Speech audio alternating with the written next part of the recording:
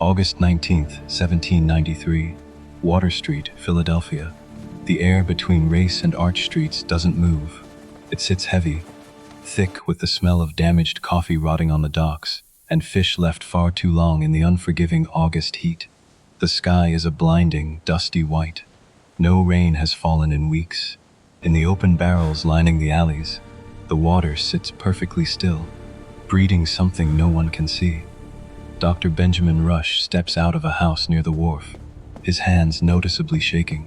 He has just examined a patient with symptoms unlike anything in his medical texts. High fever, a violent, pulsing headache, eyes inflamed and wet with a strange, glassy pain. The man's skin is flushed, but beneath it something wrong is happening. Something Rush cannot yet name. This is the capital of the United States. 50,000 people live here. President Washington governs from a mansion on Market Street. Thomas Jefferson walks these very blocks. The treasury of the new nation sits in buildings within sight of the Delaware River. This is the most important city in America, and it is parched, crowded, and about to become a graveyard. By nightfall, 3 more cases appear in the same neighborhood. By the end of the week, the number climbs to dozens. The disease moves faster than rumor. Families go to bed healthy and wake to find their children burning. Within days, the skin turns a sickly, jaundiced yellow. The vomit turns black, and then, almost always, death arrives. The people of Philadelphia don't know it yet, but their city is about to empty. The government will flee. The wealthy will abandon their homes.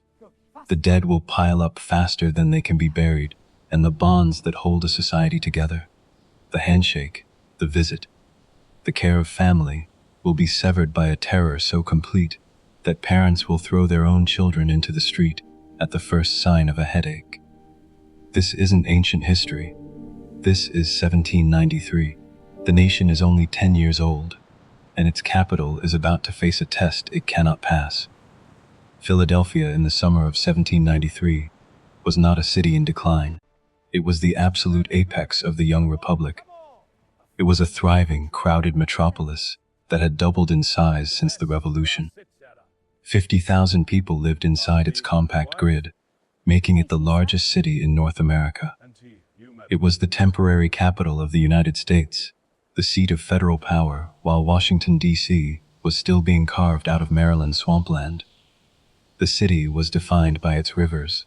The Delaware to the east and the Schuylkill to the west made Philadelphia a hub of international trade. Ships arrived daily from the Caribbean, Europe, and the far Atlantic, their holds packed with sugar, rum, spices, and slaves. The wharves were forests of masts. The streets near the docks were loud with merchants shouting prices in half a dozen languages. Architecturally, the city was transforming. New brick houses in the federal-style lined Market and Chestnut streets, replacing the older timber structures. The State House, later called Independence Hall, still dominated the skyline, a symbol of the fragile democracy being built inside its walls. The population density was extreme.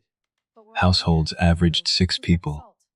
Families lived on top of one another in multi-story buildings, sharing walls, sharing air, and sharing disease. But Philadelphia wasn't just a commercial engine. It was a center of Enlightenment thought. The American Philosophical Society met regularly. Benjamin Franklin's legacy still permeated the city's intellectual life. Dr. Benjamin Rush, a signer of the Declaration of Independence and the most prominent physician in America, practiced here. This was a city that believed in reason, science, and progress. Yet beneath the prosperity, vulnerabilities festered. The city had no municipal water system. Residents collected rainwater in open barrels or bought it from water carters, who hauled it up from the rivers in wooden buckets. Sanitation was primitive. Human waste was dumped into alleys or the rivers. The streets were narrow, designed for a smaller population, and now choked with people, animals, and commerce.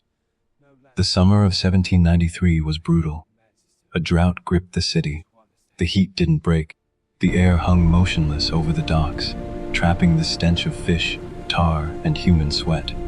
In the still water of those rain barrels, something was breeding, a mosquito, small and striped, that had arrived on ships from the Caribbean. The Aedes aegypti.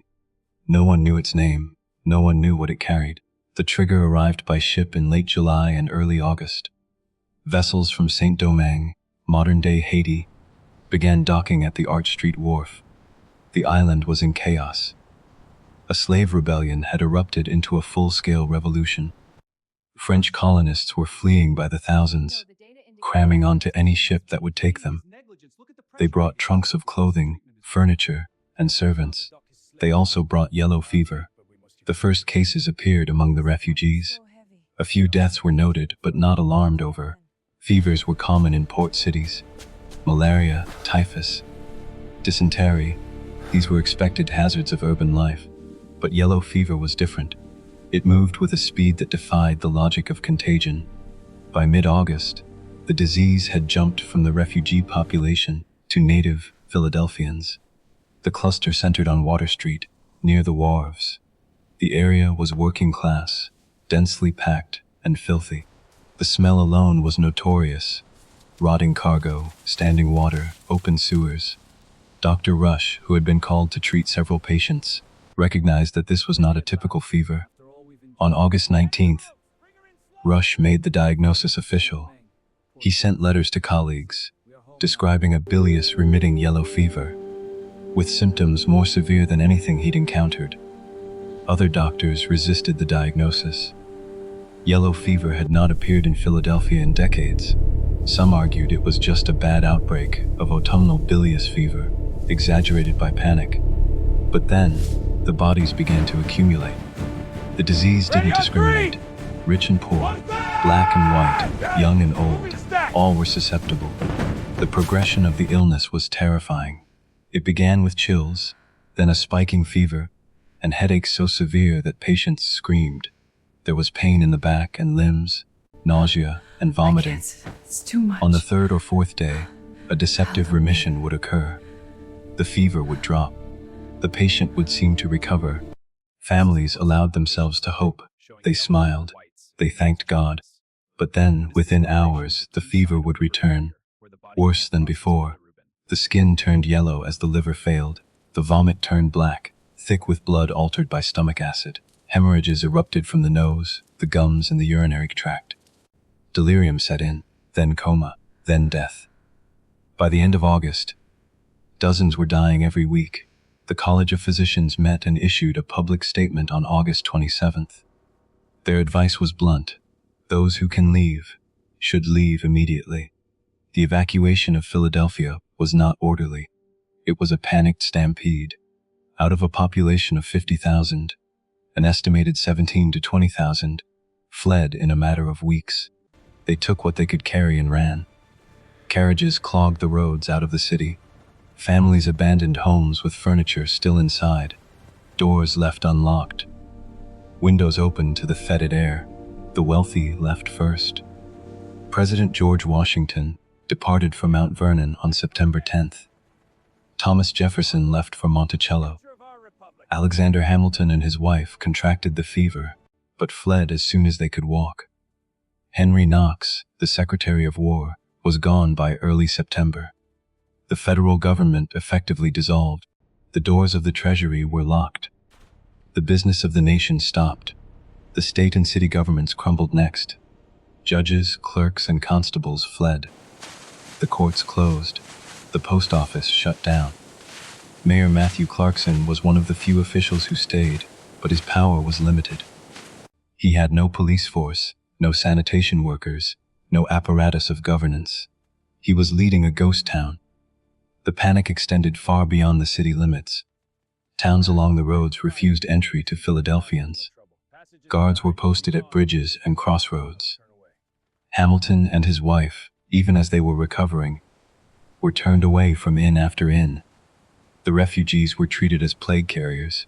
New York and Baltimore imposed strict quarantines on all ships and travelers from Philadelphia. The capital of the United States was effectively under siege, not by an army, but by fear. Inside the city, Those who remained lived in total isolation. The streets were silent, the markets were empty. The old custom of shaking hands disappeared. Friends passed one another with a cold nod, avoiding any contact. Anyone wearing mourning clothes, a black armband, a piece of crepe, was shunned like a leper. The social contract unraveled. Parents abandoned children at the first sign of fever. Spouses fled from dying partners. Dr. Rush recorded cases of elderly parents being thrust into the street by their own families. The fear of contagion overrode every moral obligation. In many homes, the only person willing to care for the dying was a black nurse, hired or volunteered, performing the duties that family would not.